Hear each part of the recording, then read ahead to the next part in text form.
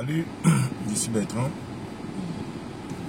Donc je fais ce message déjà ce matin pour parler d'un sujet qui me semble très important. Je voudrais interpeller surtout que nous sommes en période de préparation de rentrée académique et scolaire. Je pars d'un constat et je voudrais partager parce que l'objectif ici pour l'organisation que je représente, qui est Education for All, est de partager un maximum d'informations après études menées, après expérience des uns et des autres. Ce message est à l'endroit des étudiants qui demain sont des futurs employés, surtout cette catégorie. Parce que le constat est clair, dans la communauté africaine, francophone particulièrement, nous avons des frères et sœurs qui ont eu des éducations, qui ont fait des études, des bonnes même, ont obtenu les diplômes compétitifs sur le marché de l'emploi, mais font aujourd'hui d'autres activités annexes. Et pour la plupart, ils expliquent non, voilà, on va faire l'entrepreneuriat. Comment pouvez-vous imaginer qu'une personne qui a un bachelor dans un métier de technologie, demain se retrouve par exemple en train de faire, je veux dire, un salon de coiffure, ou d'être dans un salon de coiffure, n'est-ce pas, ou bien, voilà, la livraison. Donc, comme moi, peut-être le taxi. La personne va dire, je cherche mon indépendance. Mais l'indépendance, là, en réalité, on cherche ça depuis. Si réellement c'était l'indépendance, pourquoi aller s'éduquer? Et grâce à ces personnes, aujourd'hui, certains se disent pourquoi s'éduquer, puisque l'éducation ne sert à rien. C'est ça que les gens se disent. Non, pourquoi aller donc s'éduquer si tel a déjà un diplôme, mais fait le même boulot que moi? Donc, je viens aujourd'hui apporter de la lumière à cette problématique pour déjà confirmer que l'école est un outil essentiel pour sa culture personnelle, son développement, son insertion, son intégration et son ouverture d'esprit. Ça, dans un premier temps. C'est aussi une opportunité, c'est une offre d'opportunité parce que grâce à l'éducation, vous êtes éligible à répondre à un besoin ou aux besoins de certaines entreprises. On s'éduque pour répondre à un besoin. Ça peut être un besoin personnel, ça peut être un besoin sociétal, donc c'est-à-dire pour les entreprises, la communauté, les organisations, l'État. Mais aujourd'hui, les gens se disent pourquoi s'éduquer, allons faire des métiers raccourcis et voilà. Mais le vrai problème n'est pas le diplôme. Vous savez, nous les Africains francophones et Africains en général, résidant aux États-Unis et au Canada, lorsque nous allons à l'école, nous sommes dans une initiative formelle. C'est-à-dire, on part à l'école, c'est le semestre 1, c'est le semestre 2, on va à l'école, on étudie, on fait les devoirs, on réussit à valider, on gradue. Mais on oublie une chose, après le diplôme, quel est le projet? Pourquoi j'ai fait telle filière? Est-ce que j'ai fait une filière parce que les gens ont dit? Est-ce qu'on m'a orienté? Et quand j'ai fini, quelles sont mes ouvertures? Je vous rassure que dans tout type de filière aujourd'hui, il y a des opportunités. Mais le vrai problème est à quel niveau? Nous n'avons pas un plan réel. Quand vous allez à l'école, il est clair, c'est pas comme en Afrique. Vous êtes éduqué, vous aurez une place dans la société. Mais le problème c'est quoi? Les Américains, en général, recherchent l'expérience professionnelle. Et c'est là où le bas blesse. Parce que lorsque on recherche quelqu'un qui a de l'expérience, ça veut dire son diplôme le rend déjà éligible, mais il lui faut de la qualification. Donc il lui faut de l'expérience professionnelle. Et on obtient l'expérience professionnelle par quel moyen? En travaillant. Mais nous ne pouvons pas travailler parce que nous venons d'arriver. Nous venons de compléter notre éducation. Mais où obtient-on l'expérience professionnelle pour être éligible? Parce qu'on va déposer des demandes d'emploi partout. Les entreprises aujourd'hui ne veulent plus rééduquer. Les entreprises professionnalisent la personne et le rendent opérationnel pour répondre aux besoins spécifiques de cette entreprise, avec pour objectif final satisfaire les clients. C'est les clients une entreprise existe grâce au client. Donc celui qu'on recrute vient répondre à un besoin pour accélérer la rentabilité du client, de l'entreprise. Par conséquent, le besoin du client.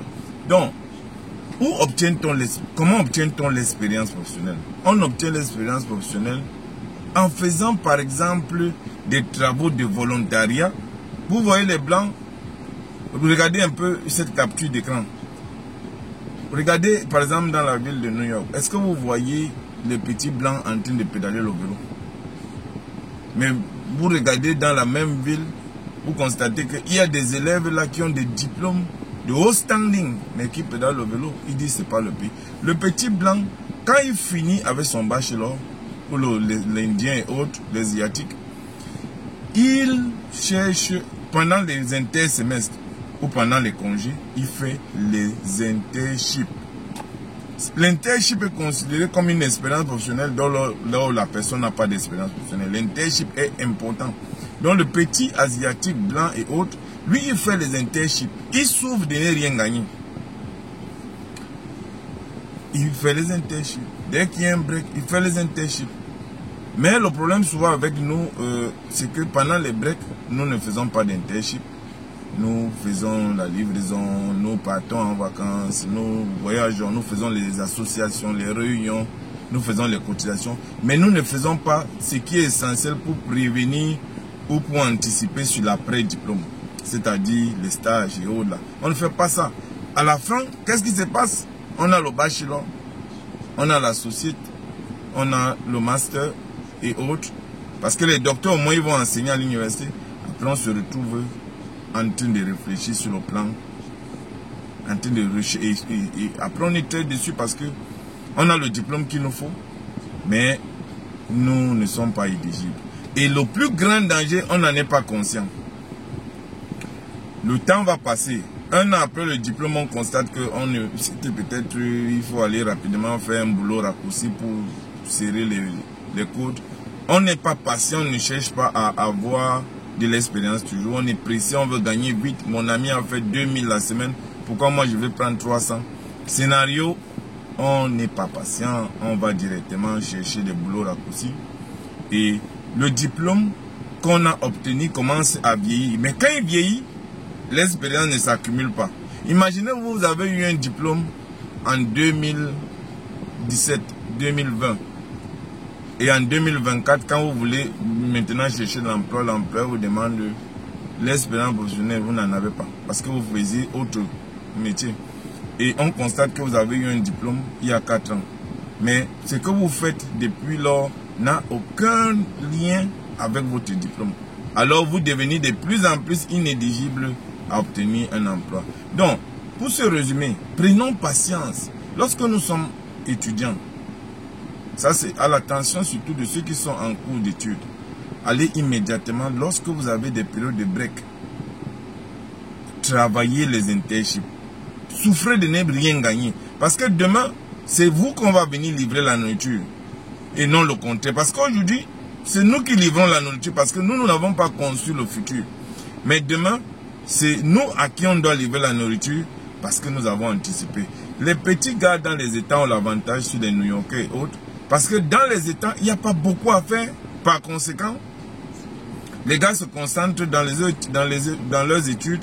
Et à la fin, c'est eux qui reviennent en affectation à New York et gagnent de l'argent. Et nous partons leur livrer la nourriture. Nous, les New-Yorkais, tellement il y a le boulot qui nous permet de nous débrouiller que nous n'avons souvent pas le temps de construire notre carrière. Voilà le vrai problème. Ce n'est pas la société qui est difficile. Ce n'est pas non plus la langue, parce qu'il y a des Asiatiques ou des Latinos qui ne parlent pas suffisamment l'anglais. On ne doit pas vous tromper. Ce n'est pas l'anglais, c'est l'insertion. C'est quelque chose, c'est un secret que je vous donne aujourd'hui. Parce que moi-même, quand j'ai fini mes études en 2020, je me suis posé les vraies questions. Est-ce qu'il suffit d'avoir le diplôme? Il ne suffit pas d'avoir le diplôme. Il faut travailler pour s'intégrer. L'intégration. Pour s'insérer dans une société. Il y a des boulots de volontaires. Allez dans les organisations. Ceux qui ont fait le droit ou les affaires sociales. Militez dans les organisations. On a éducation. Venez nous dire, on peut de temps à autre vous aider à faire X ou Y. Des plans comptables, des choses comme ça. Et puis, vous pouvez référencer cette organisation dans votre profil pour dire je travaille pour, où j'ai été assistant tant dans telle organisation ou bien j'ai fait telle tâche. C'est une expérience professionnelle. Ne faites pas un autre boulot qui n'a pas trait avec ce que vous avez appris. Même si vous ne trouvez pas le travail, restez autour du boulot, de la formation que vous avez eue. Ne sortez pas de là. Ça veut dire que vous avez fait la médecine ou la technologie ou le droit. Vous partez faire, par exemple, le salon. Non, il n'y a aucune connexion. Parce que si vous tracez et demain, vous êtes ingénieur en... Vous avez donc pratiqué l'ingénierie dans les tests communs. Ou un peu. Et essayez de... Vous savez, j'aime souvent le dire parce que c'est très important. Les gens se moquent et ça leur fait rire. Bon, je voudrais vous dire une vérité. Vous pouvez constater aujourd'hui que dans... il y a les communautés structurées se construisent au fil du temps. Vous allez constater que par exemple, ceux qui font les métiers de droit, les clubs des blancs, c'est-à-dire la société fonctionne avec les références. Dans la société américaine, c'est les références. On ne sort pas de nulle part. On doit être référé par quelqu'un ou par une organisation et plus encore. Donc, lorsque vous êtes dans ce genre de canal, réfléchissez. Il y a un club de golf où vous allez rencontrer les personnes qui décident sur X ou Y projet. Allez vous inscrire dans le club de golf au lieu d'aller faire les réunions. Nous nous concentrons trop sur les associations, les choses comme ça, qui militent pour les problèmes ethniques et autres. L'association des élites de X ou Y zone en Afrique et là. Est-ce que ça nous aide ici? Nous nous concentrons sur la politique. Pourtant, même pour aller impacter sur le changement dans nos pays respectifs, on va faire ça comment? On rentre, nous-mêmes on n'a pas déjà sur nous un bagage. Attention, les Elon Musk viennent de l'Afrique, hein, l'Afrique du Sud. Mais aujourd'hui, il a été longtemps l'homme le plus riche du monde. Et il fait partie des plus riches. Parce que eux, ils avaient déjà compris le message là. Intégrons-nous. Vous faites les études. Quand vous entendez parler des salons, des workshops, hein, allez-y. Ce sont des expériences. Il y a plein d'organisations volontaires ici. Intégrez-vous. Vous, est-ce que vous ne constatez pas que les Blancs font beaucoup de volontariat au lieu de faire des associations? Parce qu'ils ont compris. Quand vous êtes volontaire dans une organisation, lorsque vous déposez une demande en place, c'est déjà une plus-value. Ça compte plus que celui qui n'a rien fait. Je vous assure, c'est vrai. Ça compte plus que celui qui est là, qui est en train simplement... Laissez les affaires de la langue là. Je vous ai déjà dit. Et même la langue que vous voyez là. On apprend la langue en pratiquant. Vous aurez beau faire tous les cours du monde avec les meilleurs profs. Mais si vous ne pratiquez pas dans un environnement, alors vous ne... rien ne va évoluer. Il ne faut pas que quelqu'un vous mente. On apprend en pratiquant. Parfois, celui-même qui a l'opportunité d'avoir un environnement où on parle anglais, et celui qui va à l'école, celui qui est dans l'environnement où on parle anglais, aura une vitesse d'exécution un peu plus en avance que celui qui va à l'école. Donc, c'est quelque chose que j'insiste. Je voulais partager ce message parce que pour rendre une communauté forte, il faut lui donner tous les secrets, tous les outils qui peuvent la rendre forte.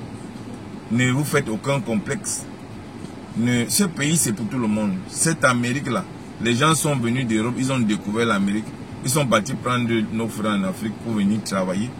Et c'est comme ça que tout le monde a convergé à l'issue des résultats des travaux des uns et des autres. Donc aujourd'hui, sentez-vous ici. Et c'est ça qui va impacter sur votre façon d'être, votre façon de faire. Même si vous voulez impacter demain dans vos pays respectifs, il faut d'abord être à l'aise là où vous vivez. Si vous n'êtes pas à l'aise là où vous vivez, vous ne gagnez pas vraiment. Vous ne gagnez pas suffisamment. Vous croyez que vous allez impacter quand le chinois ou le français va continuer de nous parler mal là-bas en Afrique. Donc j'insiste, chers frères, c'est un message que je voulais partager à l'endroit des étudiants. La rentrée à l'horizon, ne soyez pas des simples étudiants.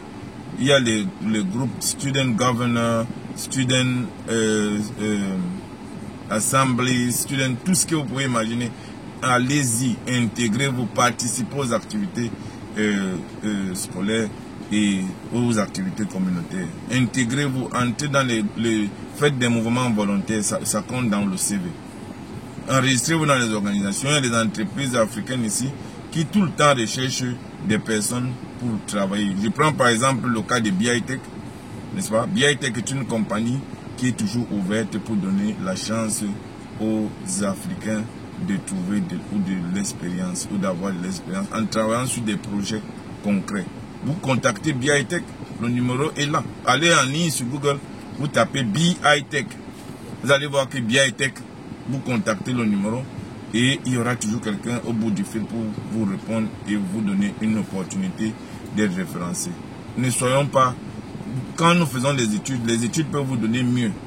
Vous voyez les blancs là, ils créent les applications. Vous croyez que si le delivery, là vraiment, que le delivery est mieux que celui qui est au bureau et qu'il gagne mieux que celui qui est au bureau, que le petit blanc asiatique, vous voyez que pourquoi même ils ne font pas l'application et ils vont livrer? Mais on vous donne l'impression que c'est ça qu'ils donnent. Mais quand vous voyez sur la route là, vous croyez que, regardez, ouais, les petits blancs, ils vous en train de faire ça. Nous, en majorité, même les éduqués font ça. Vous savez, je vais vous dire une vérité. Moi, quand je regarde un quartier, dès que je vois un ou deux blancs, le quartier est bon. Parce que le blanc reste là où il a fait ses études, ses recherches, et il a vu que l'environnement est sain pour lui. Et à côté de l'environnement du blanc, il y a tout ce qui peut être positif. Il y a la police, il y a des choses comme ça qu'on met à leur disposition. Ne rêvons pas. Avant de devenir une communauté forte, il faut d'abord apprendre des autres. Ensuite, on va devenir la référence. Pour l'instant, ce n'est pas encore le cas. Comme les Indiens, les Blancs, vous voyez, les plus grands directeurs aujourd'hui dans les compagnies américaines, ce sont les Indiens. Donc, quand vous voyez un Blanc dans un métier, ça veut dire que le métier est plus ou moins intéressant. Parce que lui ne veut jamais mourir pour l'autre. Vous comprenez? Donc, essayons de développer et de cultiver cet esprit. Et ne soyons pas des étudiants simples. Essayons de nous intégrer dans le modèle économique du pays qui nous reçoit. Et maintenant, plus loin, je suis quasi sûr que si nous sommes à l'aise au sein de notre communauté, alors ça sera plus facile pour nous d'impacter en Afrique. C'était Bertrand d'Education for All Community, cette organisation internationale qui prône l'éducation et les services de la société et de la communauté. Nous essayons toujours de renforcer et de communiquer, d'informer, de lutter contre la mauvaise information, d'encourager. Et ça ne sera jamais facile. Mais notre adresse reste là. Vous pouvez nous contacter à tout moment. Vous pouvez passer dans nos bureaux pour tout conseil que vous voulez, en tant qu'un conseil d'immigration et autres. Et la bonne nouvelle même que je voudrais avant la fin de cette vidéo, c'est vous informer que nous avons déjà une liste d'avocats d'immigration et de business qui sont là, qui ont décidé de nous accompagner dans notre mission régalienne. Je vous souhaite à la fin une agréable journée, un bon week-end et que Dieu veille sur nous. À bientôt. Continuez de nous suivre.